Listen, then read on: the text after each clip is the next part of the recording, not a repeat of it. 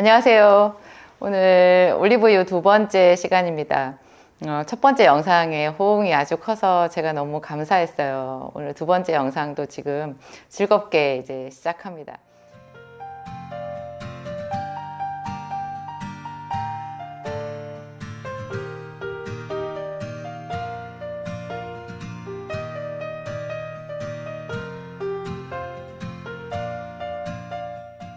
올리브유는요, 특이하게 종자에서 뽑은 기름이 아니고요, 과육 그대로를 압착해서 짜는 기름이거든요.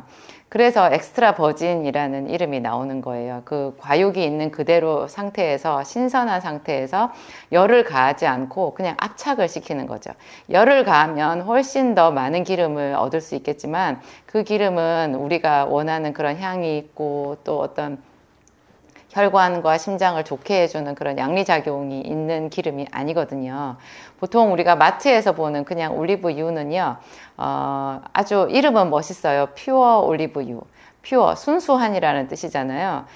그렇지만 올리브유에서는 퓨어라는 단어가 가장 하품을 이야기하는 거고, 그거는 그냥 식용유랑 똑같다라고 보시면 돼요.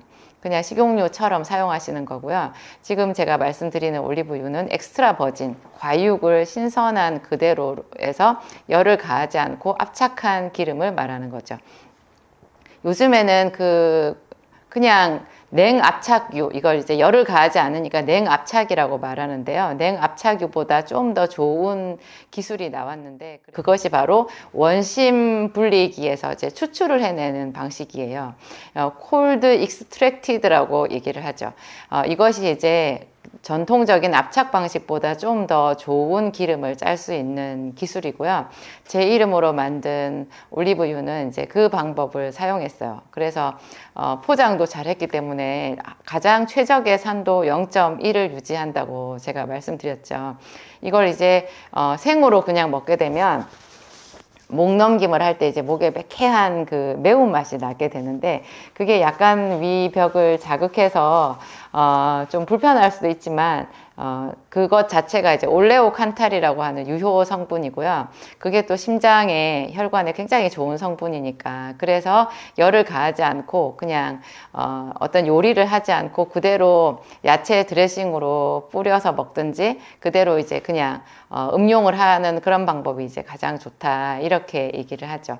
올리브유의 효능을 말할 때 심혈관계에 가장 좋다, 이렇게 말씀을 드리는데요. 또 하나 뗄래야 떼놓을 수 없는 거, 우리가 꼭 짚고 넘어가야 되는 정말 올리브유의 최고의 효능은 치매 예방이에요. 기억력을 좋게 하고 두뇌 세포의 활동을 활성화시키는 그런 작용이 있는데요. 치매 중에서도 특히 그 무서운 알츠하이머 있잖아요. 알츠하이머 하면 여러분 미국의 레이건 대통령 생각나죠? 그 낸시 여사가 눈물을 흘리면서 자기 남편의 이야기를 했던 생각이 아마 다들 나실 텐데요. 알츠하이머는 혈관성 치매랑은 조금 다르게 뇌세포의 독성 단백질이 쌓여가지고 뇌세포가 망가져서 생기는 질환인데요. 얼마나 놀랍게도 이 올리브유가 그 독성 단백질 아밀로이드라고 하는데요. 아밀로이드가 쌓여있는 그 플라그를 제거하는 효과가 있어요. 이것은 입증이 된 거거든요. 그래서 알츠하이머 예방 치료 효과에 상당히 효과가 좋아서 알츠하이머 외에도 그냥 뇌질환이 좀 걱정되시는 분이나 이미 뇌질환을 앓고 있는 분들은 올리브유를 써보는 거를 적극 권해요. 그래서 기억력, 인지력, 특히 장기 기억력 이런 것이 아주 좋아진다고 합니다. 이것이 하여튼 그 신경세포를 활성화시키는데요. 우리 몸에서 신경이 가장 많이 모여 있는 부분이 뇌니까 뇌 기능이 이제 제일 좋아진다, 이렇게 얘기를 하죠. 이 지구상에서 이 인류 지금 이 세대에서 가장 올리브유를 많이 먹는 곳이 지중해 연안이잖아요. 에스키모인들은 이제 바다 생선, 심해어유, 그러니까 바다에서 나는 그 생선을 익히지 않고 그냥 그대로 먹는, 날고기를 먹는 사람들이라서 이 사람들의 그 식이 습관을 통해서 우리가 발견해낸 좋은 건강 기능 식품이 오메가3거든요. 왜냐하면 에스키모인들은 심장병이 없는 거예요. 그것을 이제 어떤 착안을 해가지고 계속 추적을 한 결과 오메가3라는 이 불포화 지방산을 찾아내었는데요. 지중해 연안에 유난히 장수 마을이 많고 그 사람들이 심장혈관 질환이 없는 거예요. 거기에 또 착안을 해서 연구를 해봤더니 이 올리브유를 찾아낸 거예요. 올리브유 이외에는 그 지중해 연안에 있는 그 장수 마을 사람들에게 특이점을 찾아낼 수가 없었대요. 올리브유 외에는 그 사람들 고기도 많이 먹고요. 또 우리가 당뇨병을 일으킨다고 하는 그런 이렇게 그 당뇨 있잖아요. 공료 이런 식사도 참 많이 하고 그래서 뭐 특별히 좋을 게 없는데 어떻게 이 사람들은 이렇게 오래 장수를 하나 이렇게 봤더니 거기서 이제 올리브유가 나온 거예요. 이분들이 또 올리브유랑 같이 많이 먹는 음식이 토마토잖아요. 또 특이하게도 이 토마토하고 올리브유가 너무 잘 어울려요. 그래서 여러분 토마토를 보통 사람들은 토마토를 과일이라고 알고 계신데 토마토 채소거든요. 토마토를 익혀서 먹어보세요. 그거를 아주 물에 푹 삶아도 되고 데쳐도 되고 껍질을 이렇게 뜨거운 물에 칼집을 낸 다음에 뜨거운 물을 끼얹으면 껍질이 술술 벗겨지거든요. 토마토는 그 껍질이 입에 남아서 거슬리잖아요. 껍질을 벗겨가지고 그걸 올리브유에다가 프라이팬에 살짝 볶아서 소금 쳐서 먹으면 너무너무 맛있어요. 거기에 계란을 좀 풀어서 넣잖아요. 계란까지 넣으면 보기에는 뭐 계란도 풀려 있고 뭐 토마토에 좀 모양이 이상할 수 있는데 그게 너무 훌륭한 맛도 아주 훌륭한 아침 식사 대용이 될 수 있거든요. 그래서 토마토와 올리브유 이 두 가지를 같이 먹어서 이탈리아 남부에 그렇게 장수하는 사람들이 많지 않나 뭐 그런 이야기도 하더라고요. 우리가 올리브유를 먹을 때 토마토도 같이 먹으면 참 좋을 것 같아요. 올리브유는요 또 한 가지 작용이 자가포식이라는 게 있어요. 여러분 자가포식, 자기가 자기를 먹는다라는 뜻인데요. 얼핏 생각해 보면 좀 끔찍한 것 같지만 이것이 사실 장수의 비결이고 체내 독소를 제거하는 가장 유용한 방법이거든요. 저는 25년 전에 제가 아주 새내기 약사였을 때 당차게 자연치유력 이런 거를 연구를 많이 했었어요. 그때 제가 지금처럼 생기산의 모태가 되는 그런 한약도 많이 썼었고 과립으로 그때 제가 사람들을 금식을 시켰는데요. 밥을 안 먹고 곡기를 끊게 하면서 오메가3, 감마리놀렌산 뭐 이런 것들이 있잖아요. 기름 종류, 레시틴 이런 거 기름 3종 세트라고 말하는 거 이거 먹고 비타민 B100, 비타민 C 또 미네랄 이런 거 먹이면서 금식을 시켜가지고 제가 많은 사람을 치료한 경험이 있었어요. 온 전신에 관절염이 있고 뭐 견딜 수 없는 통증이 있는 사람들한테 특히 탁월했는데요. 보통 우리가 곡기를 끊으면 얼마 안 가서 머리가 아프고 뭐 이렇게 어지럽고 기운이 없고 그렇잖아요. 그런데 이런 특별한 이런 비타민과 뭐 미네랄 또 제가 말씀드린 오메가3, 감마리놀렌산 이런 기름을 레시틴 같은 이런 기름을 같이 쓰는 방법을 하면요. 별로 그렇게 공복감 심하지 않고 그 한 20일씩 또 금식이 가능하더라고요. 그때 제가 많이 썼던 또 음식이 토마토였어요. 토마토나 아니면은 생당근을 갈아서 그 즙을 하루에 한 2리터씩 이렇게 먹게 만들었거든요. 그러면 온 몸에 그 염증이란 염증은 거의 다 없어지고 뭐 천식 이런 거 그냥 천식약 다 끊게 되는 그런 놀라운 체험을 제가 많이 했었는데요. 그때 그 금식하는 사람들이 치료를 경험하게 되는 그 원리를 전문 용어로 자가포식이라고 해요. 놀랍게도 이 올리브유가요. 굶지 않아도 그냥 음식을 먹는 상태에서도 우리 체내에서 일어나는 이런 자가포식 작용을 촉진하는 효과가 있어요. 그래서 올리브유를 먹으면 염증이 치료된다라는 게 훨씬 우리가 이해가 잘 되는 거죠. 염증 치료 원리를 제가 앞서서 콕스라고 하는 그 효소를 염증을 만드는 효소가 있거든요. 그 효소를 억제하는 그 결과로도 제가 말씀을 드렸는데 또 다른 한편으로 보면 이런 자가 포식 작용에 또 중요한 그 이유가 있는 거예요. 그래서 우리 뭐 금식을 하면 자가 포식이 일어나서 염증이 없어지고 뭐 피가 맑아지고 이런 효과가 있는데요. 올리브유만 먹어도 이런 효과가 있다라는 거죠. 그리고 이 올리브유에는 깜짝 놀랄 정도로 많은 폴리페놀이라고 하는 그런 계열의 유기화합물이 많이 있는데요. 이 폴리페놀이 올리브유에 들어있는 폴리페놀이 장에 들어가잖아요. 그러면 이 장에서 유익균하고 만나가지고요, 항염증 작용이 있어요. 그래서 피부염이 있거나 또 위나 장에 염증이 있거나 또 당뇨가 있는 사람들은 본래 전신이 다 염증이라고 보면 되거든요. 이런 당뇨 환자들이 올리브유를 먹으면 굉장히 좋아요. 그리고 제가 지금 말씀드리는 이 올리브유라는 게 여러분 마트에서 파는 퓨어 올리브유 아닌 거 아시죠? 퓨어 올리브유는 식용유랑 똑같은 거고요. 올리브유는 본래 과육을 그대로 이렇게 압착해서 짜서 얻는 기름이거든요. 보통 우리가 뭐 참기름, 들기름, 뭐 해바라기 씨유 이런 거는 전부 다 우리도 다 알고 있잖아요. 그것이 씨앗의 기름인데요. 올리브는 특이하게 과육 그대로를 압착해서 기름을 짜요. 그래서 아주 신선한 상태에서 기름을 짜서 얻어야지 기름이 진짜 좋은 기름이거든요. 왜냐하면 과육까지 있기 때문에.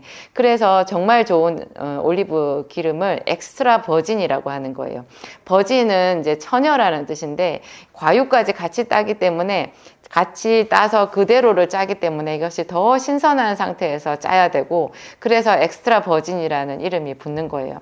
엑스트라 버진 기름 중에서도 또 산도가 이게 산화된 정도가 0.1 1이 가장 좋고요. 최소한 0.8 이하라야지 이거를 엑스트라 버진이라고 할 수 있거든요. 그보다 더 높아버리면 이것이 산패율이 높아가지고 산화가 많이 돼서 약용으로는 쓰지 않고요. 그 기름을 억지로 정제를 해서 뭐 다른 유효 성분 다 빼버리고 그냥 기름만 딱 남긴 다음에 거기에 또 다른 기름을 섞어서 파는 것이 퓨어 올리브유인 거예요.